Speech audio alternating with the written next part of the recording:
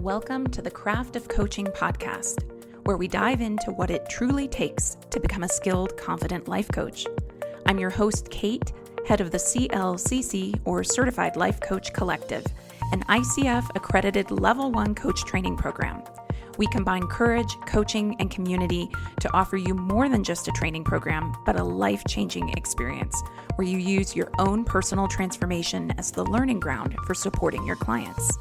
On this podcast, we explore how you can use coaching skills to support your clients or expand your own growth, all grounded in evidence-based coaching practices. Learn more about our program and get free resources for becoming a life coach at teamclcc.com. And now, here's today's episode. Hello, everybody. Today's episode is going to be about coaching the whole person. This is such an important topic, especially because there's a rampant issue in the coaching industry, one that I've seen over and over, one that thankfully is changing as more and more people start to look at this. And that issue is reductiveness. And by that, I mean the tendency for coaches to reduce a client's problem to a narrow, goal-focused checklist, or to distill it down to essentially surface-level strategies. And it happens all the time. Coaching becomes about the issue, about fixing, not about the whole person. And that, in my opinion, is not where our greatest work as coaches lies. So today I want to talk about how coaching can and should expand beyond this narrow idea and into something bigger about supporting the whole of who someone is. And I've touched on this before. If you've been listening now in episode 4 of the Craft of Coaching podcast, I talked about going deeper with clients. In episode 5, I spoke about what it means to become a great life coach and how getting over-focused on strategy detracts from a great coaching session. And today we're just talking about taking that another step further. So let's say that you agree with this idea and you're thinking to yourself, yeah, actually, coaching should speak to the whole person. You might ask yourself next then, okay, Kate, well, how do I as a coach do that? And in summary, we're going to unpack this more in this episode. It's going to be through practice. It's going to be through deep listening. And I think that starts with choosing a training that supports that philosophy. I've mentioned before that in our CLCC program, this is foundational to how we teach. And even if our program is not the one that you think is right for you, I would still encourage you to find a training program that does prioritize this philosophy of coaching the whole person.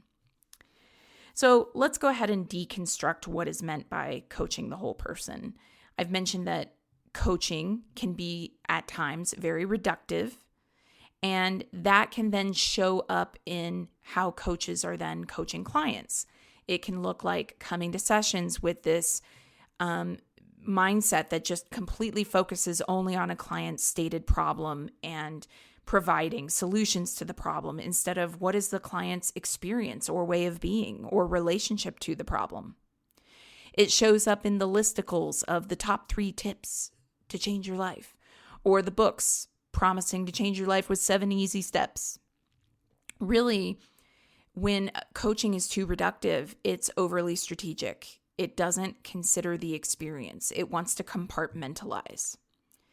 I always feel like people learn best through examples. And by the way, I have a background in instructional design and teaching, and the research actually supports this, the idea that we learn best through examples. So I'm going to give you one today. Let's say that you've got a client who is struggling with overwhelm. And you could know that that client struggles with overwhelm and go into that session with a checklist. Like, okay, here, what do we know about overwhelm? Well, pausing and breathing, good for overwhelm. Reorganizing your schedule, good for overwhelm. Decluttering your environment, good for overwhelm. And you wouldn't be wrong. There's nothing wrong with strategy. I can't say this enough as a facilitator and practitioner of coaching. It's not that I'm buying into a binary and saying one is wrong, one is right, do the right one. There's nothing wrong with strategy. Strategy is practical and useful. I integrate strategy into my coaching sessions. There are absolutely times where I'm in the client role with my own coaches and I need some strategy, okay? But if it's an over focus on strategy, it becomes a surface level approach. So what if in this same client session where your client is struggling with overwhelm, you asked this question: what do you think is underneath the overwhelm? Right? Because our clients are the ones choosing their lives and choosing what they want for their lives. What's underneath the overwhelm? There's actually a term in sociology called role overload. The author Bridget Schulte, Schulte, she wrote a book called Overwhelmed that actually goes into some of this role overload, and it's a great read. Role overload actually happens when someone holds too many roles at once, like mother, partner, employee, friend, and they can't meet the demands of all of them. And when I'm talking about not over-focusing on strategy and asking clients about their way of being and their relationship to certain things and things like that, we're really talking about getting beyond this binary that's very reductive of what it means to be anything. We're really looking at what's the wider role that, for instance, society plays in all of this, okay? Because women in particular are often subject to this role overload. Women in particular often have cultural expectations placed on them that compound role overload. And if we only focus on, hey, pause and breathe, declutter your environment, reorganize your schedule, if you just look at that, then you're not actually looking at the fact that this woman is stuck in a cultural environment that demands that women are all things to all people. I'll just speak for myself because I've felt it myself. I have been standing in my kitchen before, trying to make dinner, while my husband is asking me a question, my toddler is banging on 2 blocks, and I've got 3 business tasks buzzing around in my brain that I don't want to forget. That moment is not about how do I fix my calendar. That moment is actually about all those roles that I'm occupying as a mother and a business owner and a partner and trying to meet needs. And that role overload in that moment is really about who am I expected to be in this moment? Who am I allowed to be in this moment? Our clients bring all of themselves to every session. They are bringing their gender identity, their race, their class, their sexual orientation, their cultural background, their conditioning. And by the way, speaking of all of that, I want to gently invite you to reconsider anything in you that wants to partition those parts of someone away. There are plenty of articles out there that you can do to really look at diversity, equity, inclusion, about cultural conditioning that is tied to gender stereotypes, sexual orientation, etc. While well-intentioned coaches who are basically saying, no, I'm not going to bring that into the conversation. We're just going to focus on action. That can, unfortunately, just perpetuate all of the harm that cultural conditioning based on race, class, gender, etc., all of the cultural harm that person might already be encountering, that can amplify it. We are swimming in a society that has conditioned all of us in different ways, and that conditioning is absolutely tied to race, gender, ability, class, and more. So please do not ignore class dynamics. Please do not say that those things don't matter. If your client is marginalized in any way, you need to understand that those lived experiences absolutely shape how they show up in the world, and they are in your coaching sessions, whether you want to acknowledge it or not. I am not saying also that every coaching session that you conduct has to be a deep dive into systems of oppression. I'm just saying, don't pretend that those systems don't exist. Coaching the whole person means holding space for all of who your client is and what shaped them, their upbringing, their wounds, their social location, their experiences of privilege or lack thereof, their self-beliefs, their learned patterns, their most recent conversation with their partner or their boss, is shaping them, and it is coming with them. So when we only coach the problem and not the person, we risk missing all of that. And it's such a great opportunity. You don't want to miss it. Don't coach just the problem, coach the whole person. This is about strategy versus depth. So let's get into strategy versus depth. Many decades of coaching have shown me that clients get far more transformation from deep understanding and self-awareness that they do from just solving problems. Strategic support is not bad. It can be helpful, but it shouldn't replace curiosity, being, exploration, and spaciousness, spacious presence. We're balancing that also with the fact that, yes, clients do want to see movement. They don't just want to navel gaze about who am I? How do I understand myself? They also want to go, yeah, as I'm understanding myself, there's some kind of forward motion. So how do you coach the whole person and help them see forward motion? I think it starts with pairing these two things. One is, what is their coaching focus and session focus, and how do you maintain the awareness of who they are as the whole person, and continue to look for opportunities to bring the whole person into your coaching sessions. So I've been talking a lot about that whole person idea, and now I'd like to move into talking about the coaching focus and the session focus, okay? The coaching focus is the client's big picture goal, the thing they want to do long-term over many months of coaching. The session focus is what they want to explore right here, right now, today. You will usually be defining a coaching focus with your client during that initial first session. You might even start to define it during intake if you offer some pre-session questions. The session focus ties into that larger coaching focus, and it's what you determine with the client at the top of each individual session. So to give an example of that, let's say that a client's overarching coaching focus for their time coaching with you over many months is, I want to feel less overwhelmed and build a business. Their session focus for that one day's session, which ties into that larger coaching focus, might be something like exploring what's triggering overwhelm for me this week. Now you're working with a manageable piece of a larger process, because feeling overwhelmed in your life generally around a big thing like building a business is not going to be solved or worked on or understood or explored fully in 1 hour. But that is your larger coaching focus, and then identifying the specific pain points triggering overwhelm this week so that you can recognize patterns or do something to mitigate that overwhelm this week. Now you're working in that manageable piece of a larger process. When you establish a session focus, this is so important. If you just go, what do you want to work on today? And the client starts saying, well, I've been feeling a little overwhelmed. If you as a coach then are like, great, you've been feeling overwhelmed. You know what? Would you like to do a little deep breathing? Like, that can actually throw things off. And then the session kind of worms around and doesn't actually land anywhere.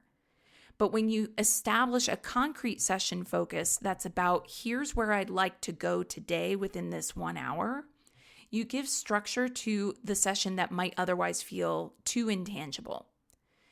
You can ask clients specifically, what kind of solutions are you looking for from today's session? Where are you wanting to get between now and 1 hour from now? Where are you trying to move? What are you hoping to shift?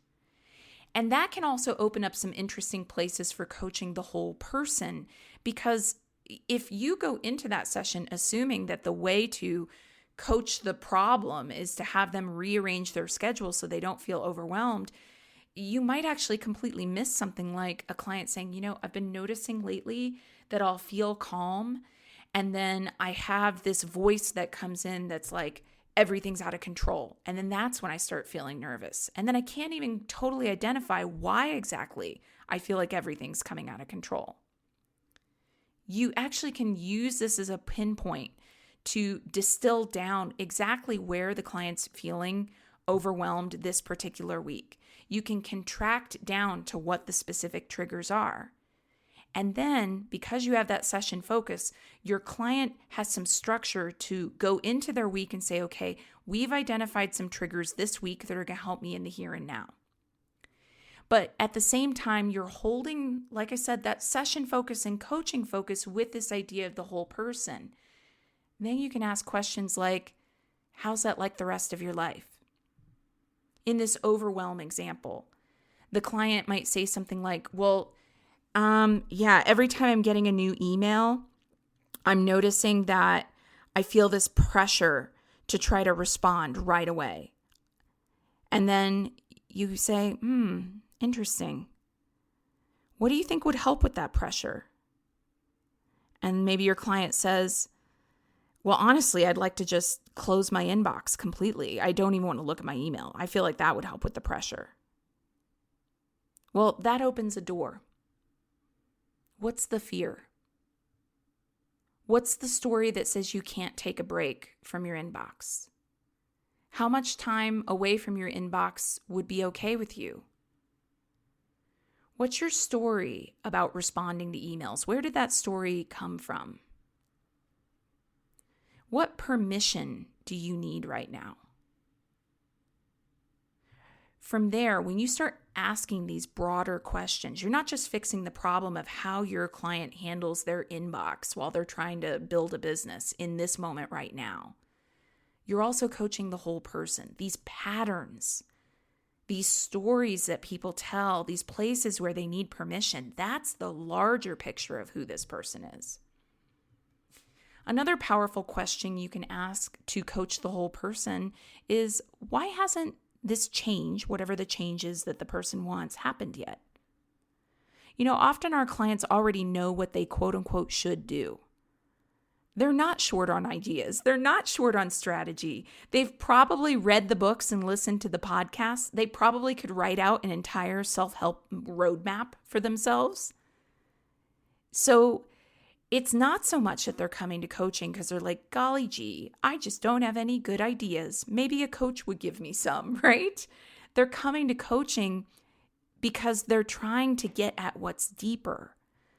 And when you ask questions like, so what do you think's going on when this change hasn't happened yet? And you're asking in a way that's not about shaming, but understanding.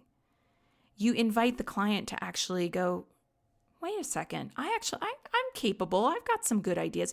What is going on here? Understanding, in fact, is often the point of coaching.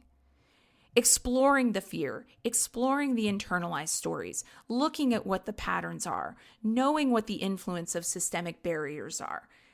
This is all part of what is going to help a client move forward. That's what creates real possibility. That's how we support clients to make different choices. So hopefully in this example, you're seeing that you do need to look at the whole person at the same time that you're providing structure. And the way to balance that is to really say, okay, let's get some structure that we build into our time, our sessions, and we start having this structure from the get-go by determining what are the larger coaching goals that this client has, the thing that they want to move or shift over the course of 3 to 6 months of coaching together. And then you implement that structure so that things can move forward by asking and defining at the top of each session, what is the session focus? What is the place you want to arrive at between now and an hour from now? And then you also look for those places to go bigger, to go deeper, to understand, to name. That's what creates the possibility. And of course, I want to leave you with this invitation. Start doing the work to understand yourself as a coach. Even in this discussion of coaching the whole person, I want you to be thinking of your coaching as not just let me deploy a skill set, but who am I in the context of this whole person idea? Who am I as a coach? You could actually look at some of the groups you're part of, some of your identities. What conditioning influences how you show up? What do you assume to be true that might not be true? Where are the places you're afraid to go as a coach? When you explore these things for yourself, you'll become even more fluent in how to explore those things with clients, how to ask the questions that are meaningful, that speak to the whole person. This is the work, and as I always say, it's such an honor to do it.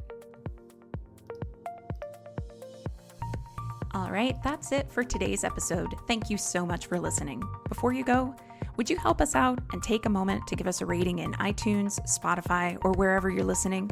It really helps us get the word out to other listeners. And before you go today, would you like free resources to support your coaching journey? Whether you're considering becoming a coach or you want advanced coach skills training, access our coaching resource library at teamclcc.com. Again, that's teamclcc.com. Can't wait to connect with you. And again, thanks for listening.